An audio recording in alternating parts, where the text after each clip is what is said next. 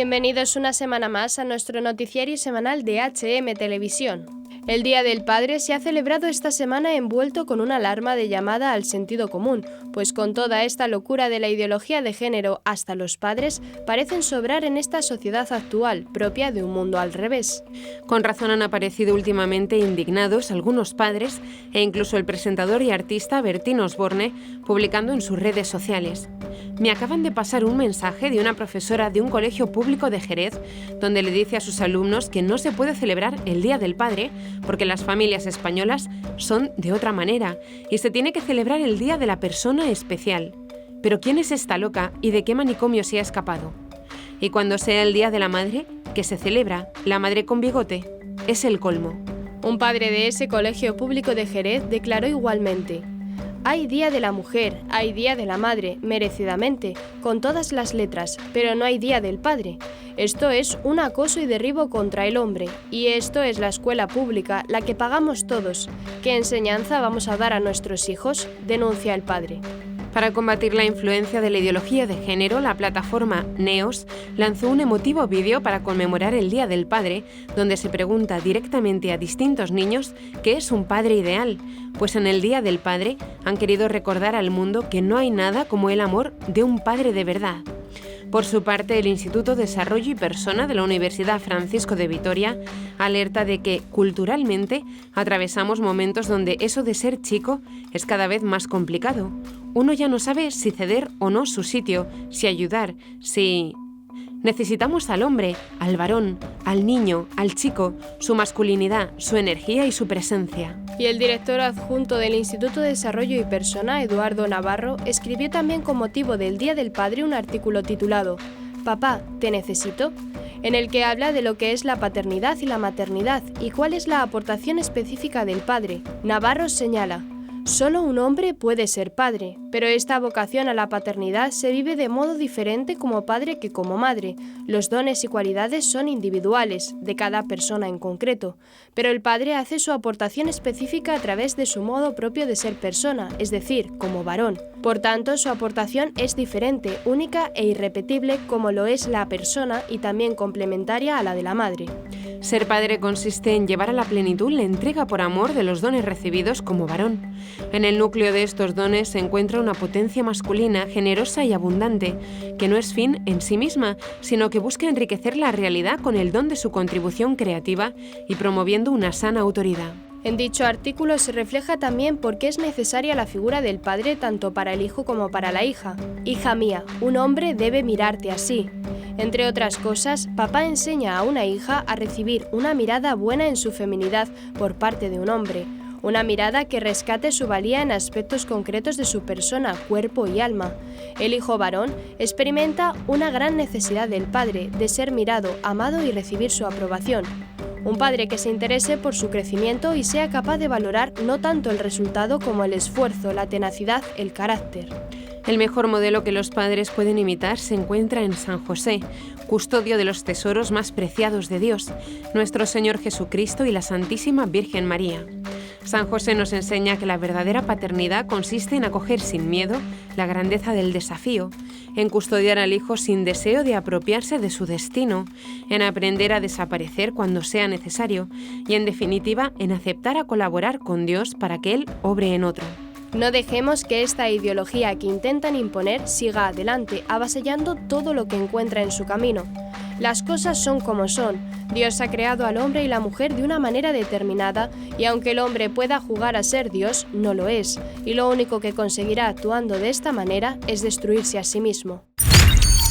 Comenzaremos con las noticias de interés internacional. Bolivia, preocupación de la Iglesia ante los problemas sin resolver. Estados Unidos, límites morales de la manipulación tecnológica del cuerpo humano.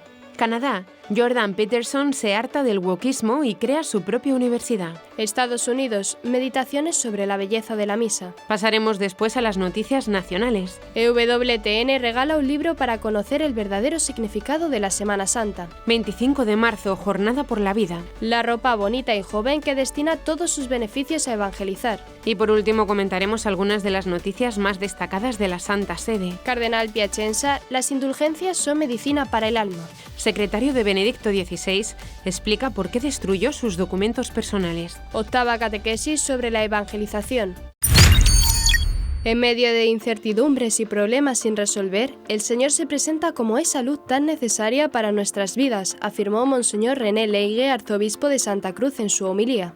El arzobispo citó la protesta de los profesores y los problemas en los centros sanitarios, porque en medio de todo esto el Señor se presenta como la luz del mundo. Dios no mira las apariencias, mira el corazón. Nosotros los humanos vemos las apariencias de las personas, pero no vemos más allá, no vemos la profundidad de la persona. Teniendo en cuenta que en estos últimos días hubo reuniones de políticos para analizar la realidad, el arzobispo afirmó: pero en vez de buscar el futuro, de ver la realidad para buscar una solución, se concentran solamente en mirarse ellos mismos. Y agregó: es ahí donde uno dice, hay que ver más allá de las apariencias, hay que mirar lo que realmente se necesita, lo que la persona está viviendo, y eso parece que es lo que falta. En cuanto a la propuesta de conceder una prima a las personas mayores, el arzobispo comentó: más que pensar en un bono, creo que lo que la gente necesita es un trabajo estable, porque cuando hay un bono solamente se puede vivir un mes y se acabó. Un trabajo estable dura, y hay una esperanza de que cada mes se va a recibir algo y va a tener comida. Monseñor Leigue señaló que hay muchas cuestiones importantes que esperan ser resueltas.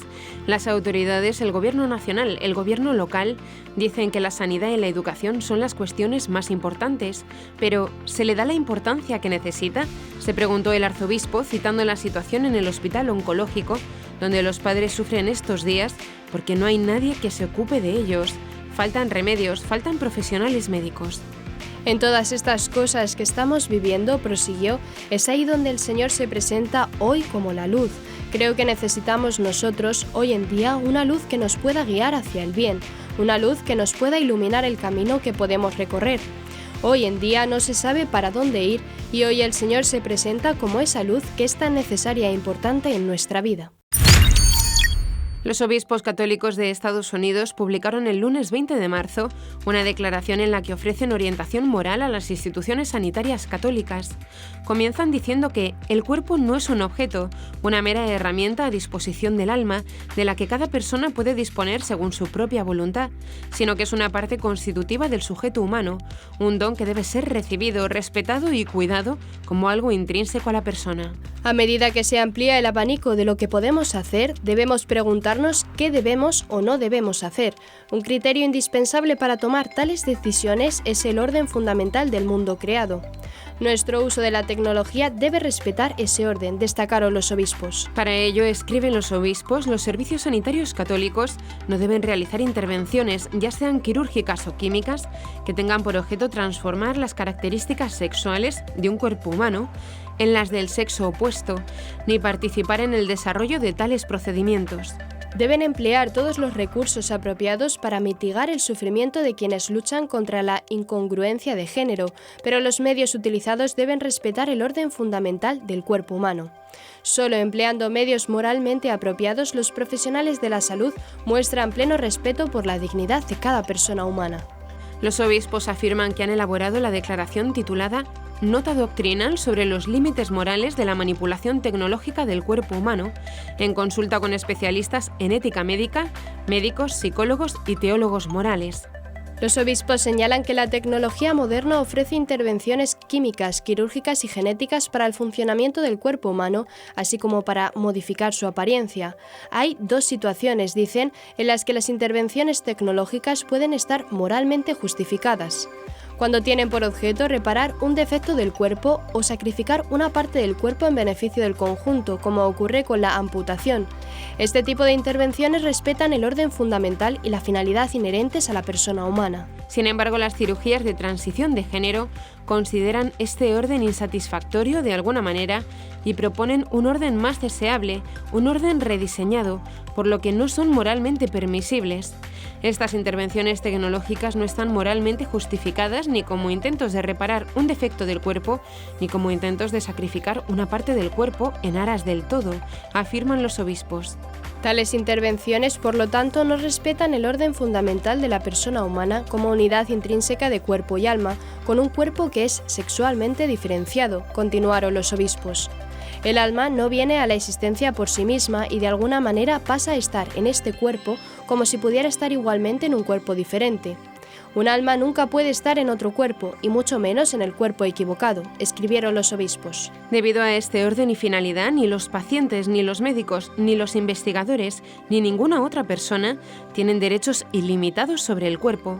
Deben respetar el orden y la finalidad inscritos en la persona encarnada. Jordan Peterson, harto del adoctrinamiento imperante en las instituciones educativas, ha decidido abrir en abril de este año su propia universidad, la Peterson Academy. Junto con mi hija Micaela he comenzado a formar la Peterson Academy, dijo recientemente en el podcast de Joe Rogan, uno de los más populares del mundo. El psicólogo y escritor canadiense tuvo que abandonar en 2022 su plaza en la Universidad de Toronto por presiones woke contra sus alumnos. Nuestro plan consiste en reconducir el coste de una licenciatura hasta bajarlo a los $4.000, comentó el escritor. Una medida que ha sido muy bien recibida por sus seguidores, cansados de ver cómo en las universidades de Norteamérica se censura día sí y día también a grandes escritores y pensadores que simplemente defienden posturas contrarias al régimen de lo políticamente correcto. Jordan Peterson ha asegurado que ya tienen a 30 profesores contratados, elegidos de acuerdo a la calidad de sus conferencias evaluadas por el propio Peterson y que tendrán las siguientes condiciones: 4 clases de 2 horas a la semana sobre lo que verdaderamente quieren enseñar. Queremos que enseñen lo que aman al límite de sus posibilidades, comentó el psicólogo. La universidad será online para ahorrar costes, algo que en parte lamenta Peterson al no incluir el factor de relación social. Para paliarlo han desarrollado una aplicación para que los alumnos puedan conectarse y debatir en charlas, al mismo tiempo que pueden verse y tener reuniones en grupo desde diferentes ciudades. La Peterson Academy se define como una institución desprovista de ideología y cuyo lema deja claras sus intenciones. Aprende de los mejores del mundo cómo pensar, no qué pensar. La censura del wokismo hacia los postulados de Jordan Peterson han sido continuos a lo largo de todos estos años. A primeros de 2023 se hacía público que el canadiense debía someterse a un curso de reeducación para comunicarse correctamente por haber compartido un tuit en el que se cuestionaba la labor del primer ministro Justin Trudeau y de sus aliados en el gobierno. Si no lo hacía, el Colegio de Psicólogos lo expulsaría. En enero de 2022, Jordan Peterson tuvo que dimitir como profesor numerario de psicología en la Universidad de Toronto. Las razones de esta decisión las explicaba él mismo en un artículo en el National Post, una contundente denuncia de la sumisión administrativa del ámbito académico a la ideología woke, la cultura de la cancelación y la corrección política. La diversidad, la inclusividad y la igualdad, la trinidad de la izquierda radical, nos están destruyendo. Ya basta, basta, basta.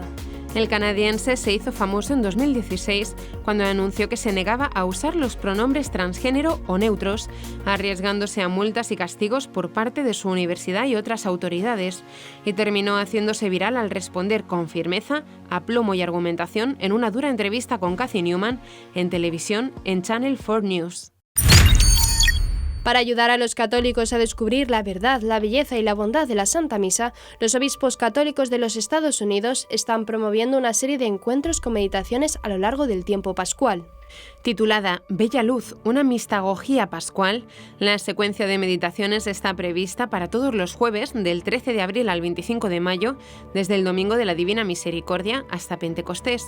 La iniciativa contará con destacados oradores y teólogos católicos estadounidenses, quienes abordarán el misterio divino de la Santa Misa. En todas las edades y etapas de la vida, Jesús nos invita a descubrir la alegría de la amistad con Él. Para los católicos, esto sucede de una manera muy especial durante la misa, fuente y cumbre de la vida cristiana, dijo la portavoz del Renacimiento Eucarístico Nacional, la hermana Alicia Torres, quien también destacó que muchos fieles aún no han tenido la oportunidad de encontrarse con la belleza y el misterio de la Santa Misa, a la que Dios nos invita constantemente. En total se ofrecerán 7 reflexiones. La primera reflexión versará sobre el sacrificio y será impartida por Monseñor Charles Thompson, arzobispo de Indianápolis. La segunda a cargo de la hermana María Miguel Wright, miembro de las Hermanas Dominicas de María, Madre de la Eucaristía. Versará sobre la alabanza y la acción de gracias. El tema de la tercera meditación, impartida por el destacado erudito bíblico Jeff Cavins, será sobre el llamado universal a la santidad. El arzobispo de Seattle, Monseñor James Peter Sartain, impartirá la cuarta meditación que se centrará en Jesús que ama las almas. La quinta meditación estará a cargo del titular de la Conferencia de Obispos Católicos de Estados Unidos, el arzobispo Timothy Broglio, quien abordará el misterio pascual. La sexta meditación abordará el carácter comunitario de la Iglesia, impartida por el padre Harrison Eyre, un destacado teólogo y podcaster. La séptima y última meditación será impartida por Kaylee Javier, coordinadora de formación de adultos y catequesis hispana de la Archidiócesis de Washington. El tema que abordará será la alegría del culto trinitario. EWTN España ofrece nuevamente un instrumento de formación, oración y conversión a sus espectadores, coincidiendo con un tiempo litúrgico de gran importancia. Se trata de un libro que ahonda en las raíces y significado profundo de la Semana Santa. La edición española de la cadena de televisión, fundada por la Madre Angélica, quiere celebrar con la comunidad católica del país el momento litúrgico más intenso de todo el año. Así, animan a aprovechar esta oportunidad para dedicarle momentos al descanso, a la oración, pero también debemos reflexionar sobre los misterios de la pasión y muerte de Jesús. Para ello, EWTN España ha preparado un libro electrónico con el que se invita a honrar la semana que cambió el mundo. El documento, editado en forma de preguntas y respuestas, explica, por ejemplo, por qué el Domingo de Ramos es llamado también Domingo de la Pasión y cuál es su significado, y hace un repaso por cada uno de los días santos. Al mismo tiempo, ofrece recomendaciones sobre cómo aprovechar esas fechas para meditar los evangelios referidos a la pasión, muerte y resurrección de Jesús, o rezar el Vía Crucis y la Coronilla de la Misericordia. El libro electrónico también responde a cuestiones sobre si aún se conservan algunos de los instrumentos de la pasión, como la corona de espinas o la propia cruz, y dónde se encuentran.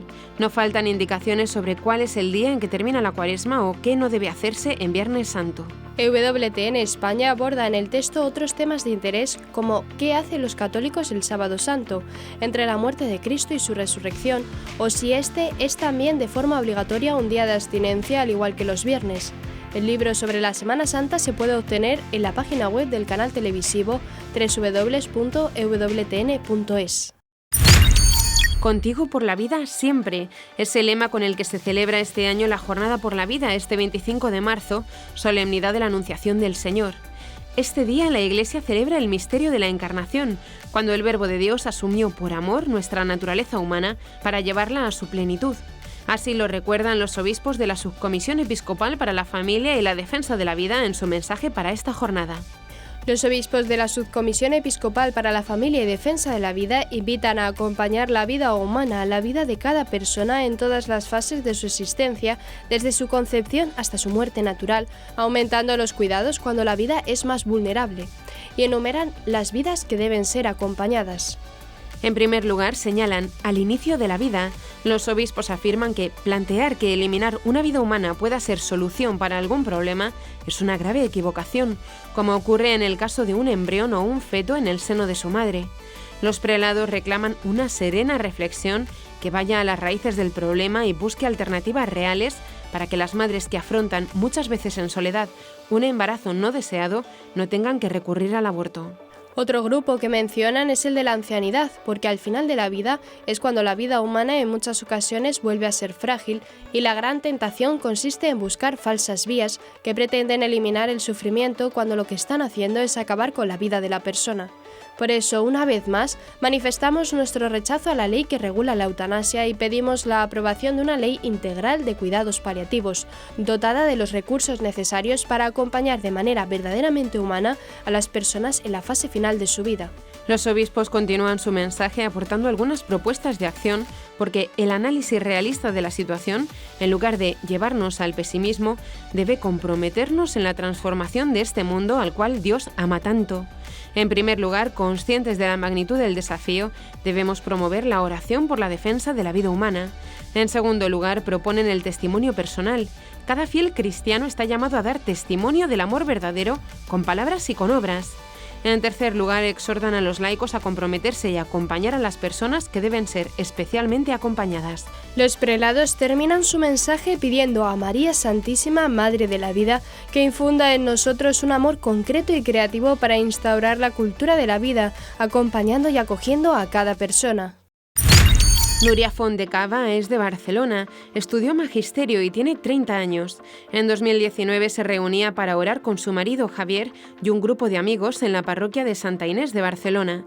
Ahí descubrió que tenía que embarcarse en una misión muy especial: crear una marca de ropa atractiva y juvenil para llevar a Dios a todos los rincones. Así surge la marca de ropa The Heaven Lift. Por ese tiempo tenía una fuerte llamada a evangelizar y junto a mi marido, que le gusta mucho la moda, pensamos en hacer ropa atractiva para los jóvenes, explica Núria. Empezamos Javi, un par de amigos y yo, estampando un par de sudaderas y abriendo un Instagram. Nos dijimos, ¿por qué no intentarlo? Si Dios bendice este proyecto, tendrá sus frutos, añade Núria, casada con Javier desde hace 7 años. Un tiempo después pusieron en marcha esta idea un poco loca y ahora no paran de recibir regalos del cielo y de crecer. Queremos que nuestras prendas tengan un sentido que vaya más allá de la moda. Es llevar a Cristo, incluso en tu ropa, y mostrarse unidos con el resto de cristianos. Comenta Núria que hace un mes dejó el colegio en el que trabajaba y ahora dedica su tiempo a la evangelización. Para la emprendedora es muy importante que la Iglesia recupere el gusto por la belleza en todo lo que hace.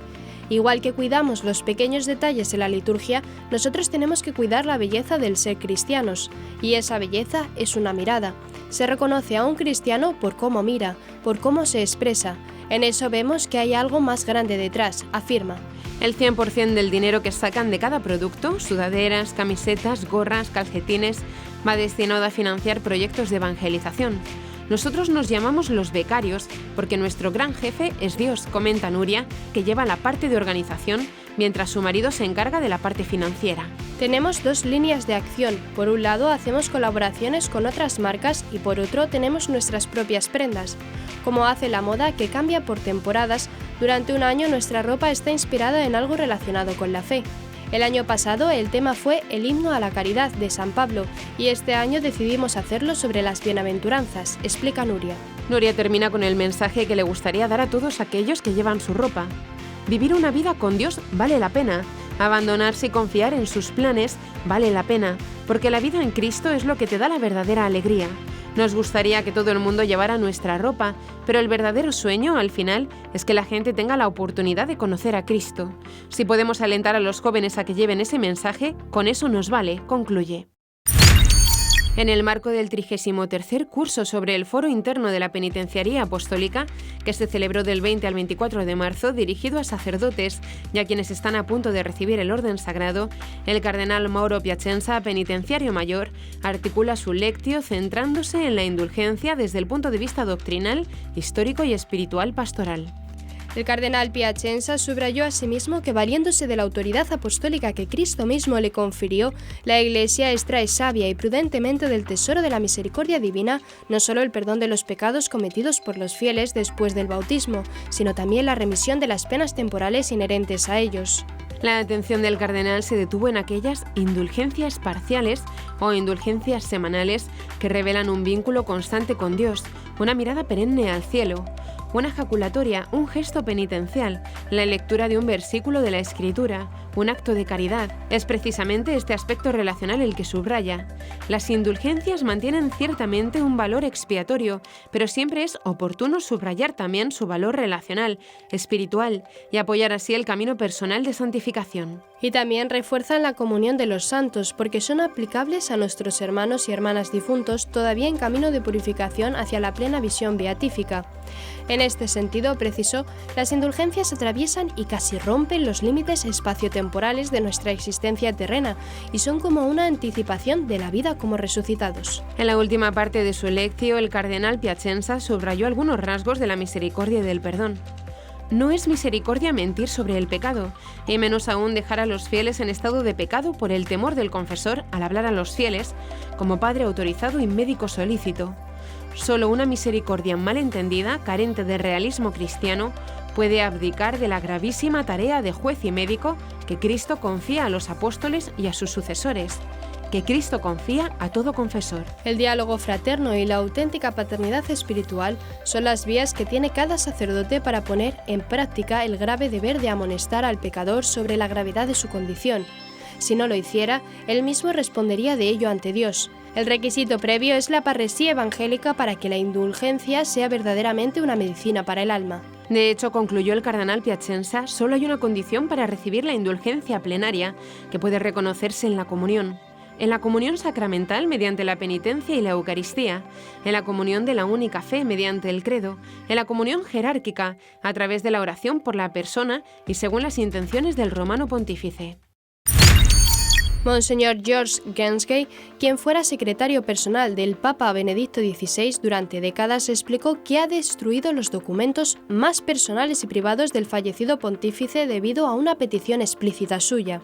En declaraciones a medios italianos el domingo 19 de marzo, el arzobispo alemán aclaró asimismo que ya no existen escritos inéditos del Papa emérito y que el último fue el libro de Benedicto XVI, publicado de forma póstuma bajo el título ¿Qué es el cristianismo?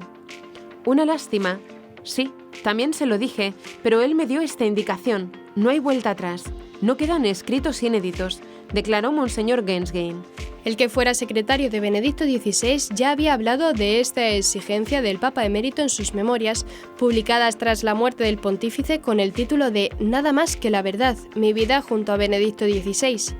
En el libro, que vio la luz el 12 de enero de 2023, el arzobispo explicó que había sido preguntado sobre lo que haría con sus documentos y artículos personales después de la muerte de Benedicto XVI, a lo que él respondió que, en realidad, esto no representa un problema para mí, ya que recibí instrucciones precisas de él con indicaciones de entrega que me siento obligado a respetar en conciencia, relativas a su biblioteca, los manuscritos de sus libros, la documentación relativa al concilio y la correspondencia. Monseñor Gensgay puntualizó asimismo que los demás artículos personales, desde relojes hasta bolígrafos, desde pinturas hasta muebles litúrgicos, se incluyeron en una lista meticulosamente elaborada por Benedicto XVI antes de morir. Relató que parte de estos artículos personales ya han sido entregados a personas cercanas a él. No se ha olvidado de nadie. Colaboradores, secretarios, seminaristas, estudiantes, choferes, párrocos, amigos. Detalló que los derechos de sus libros quedarán en manos de la librería Editrice Vaticana, la editorial de la Santa Sede, y una parte de ellos será destinada a la Fundación del Vaticano Joseph Ratzinger. Además, su biblioteca personal y la colección de partituras de música se han enviado a diversas fundaciones de Baviera, en Alemania. Y en cuanto a sus documentos privados, como apuntes o cartas personales, el secretario había también subrayado en sus memorias que su destino está sellado. Las hojas privadas de todo tipo deben ser destruidas. Esto se aplica sin excepciones y sin escapatoria, según disposiciones explícitas del propio Benedicto XVI. El Papa Francisco continuó este miércoles 22 de marzo con la serie de catequesis dedicada a la pasión por la evangelización.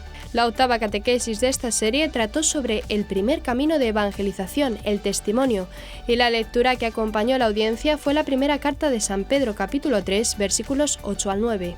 El Santo Padre reflexionó sobre la exhortación apostólica Evangelii Nuntiandi de San Pablo VI dedicada a la evangelización en el mundo contemporáneo y afirmó que la evangelización es más que una simple transmisión doctrinal y moral, puesto que ante todo es dar testimonio del encuentro personal con Jesucristo. Se trata de un testimonio indispensable, porque el mundo necesita evangelizadores que le hablen de un Dios a quien ellos mismos conocen y tratan familiarmente. No es transmitir una ideología o una doctrina, entre comillas, sobre Dios, no. Es transmitir a Dios que se hace vida en mí, puntualizó el Papa Francisco.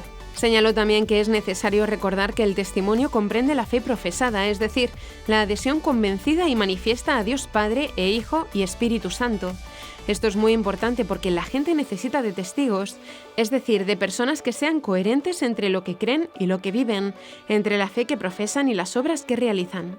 Por último, concluyó invitándonos a leer y reflexionar la Evangelii Nuntiandi, que él mismo confesó lee a menudo porque es la obra maestra de San Pablo VI, herencia que nos dejó para evangelizar. Y hasta aquí nuestro informativo semanal, esperamos que haya sido de su agrado.